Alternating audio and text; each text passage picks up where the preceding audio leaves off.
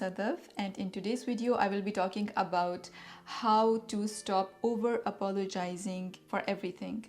Especially this is going to be a video in the context of conversations and communication at work or outside of work. When you are bringing up something you feel like you have not a relevant point to make, and then you keep apologizing for whatever you are bringing forward. It can be a sign of a lack of self-esteem. It can be a sign of anxiety or due to past social contacts or traumatic experiences that you have had. And but it can really stop you from having fulfilled conversations, from being able to interact with people in a good manner, and that can be very restrictive and very limiting in life. And it can affect you in many different ways. It can lower your self-confidence, your self-esteem. It can also remove credibility from what you are saying, because when you are bringing something forward that is not even that even you feel sorry for, then that means that there is something wrong with that. So in order to make a point, you have to be confident, and by being apologetic all the time, you are not being confident. And on a personal level, it makes you yourself feel like you are less important, that what you are going to say is less important, and how it can create a circle, this vicious circle of low self-confidence.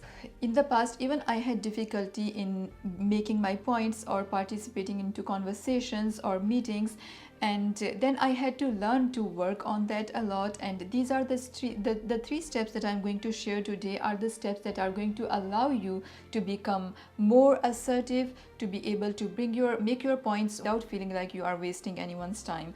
So let's get started. The number one thing that you have to focus on is to work on yourself, and that is very important, because no matter what you think about yourself internally is also reflected on your personality externally. Start by getting to know your weaknesses, your strengths.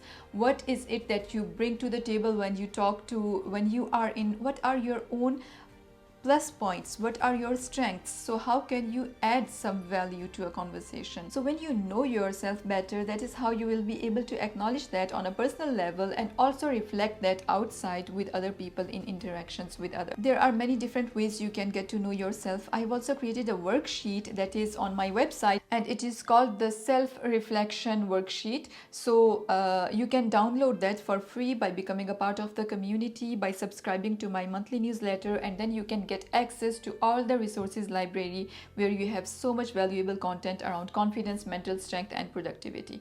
So the second point is to add value to what you are saying. So if you are participating in a conversation or in a meeting, you should have already done the work on your own side by learning what they are talking about, by bringing something to the table that is valuable, that is something that adds to the conversation. And that you can only do by reading books, by listening to podcasts, by staying up to date with the news and all such things, so that or at least in the context of the conversation, if the topic is about personal development, so that you have certain things that you have done on your own side that you are bringing to the conversation. So the second step is to add value to what you are saying. And lastly, learn to communicate your ideas properly.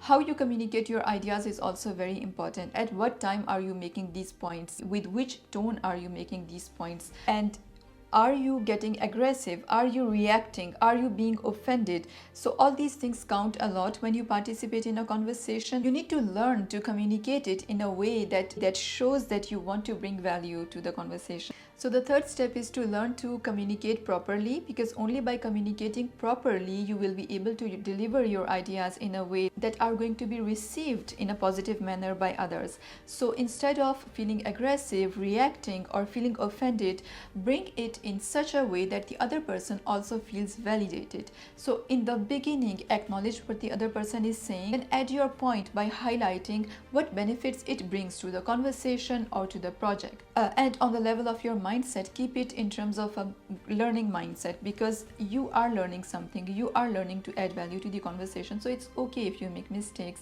and you are going to learn through these mistakes. So do not compare your own journey with someone else's. Keep adding, keep bringing, keep practicing, and that is how you will be able to improve this. So sometimes you don't know how to make points in an appropriate manner. So I have created a downloadable on which you will find all such ideas of words that you can use instead of apologizing. So instead of saying sorry, you can say excuse me. And in order to bring your ideas, instead of saying sorry, but I think, you can also say, I would like to add something to this conversation. You can download that PDF on my website in the resources section, and you can get access to my entire resources library by subscribing to my monthly newsletter, in which you get valuable content on mental strength, confidence, and productivity for millennial women.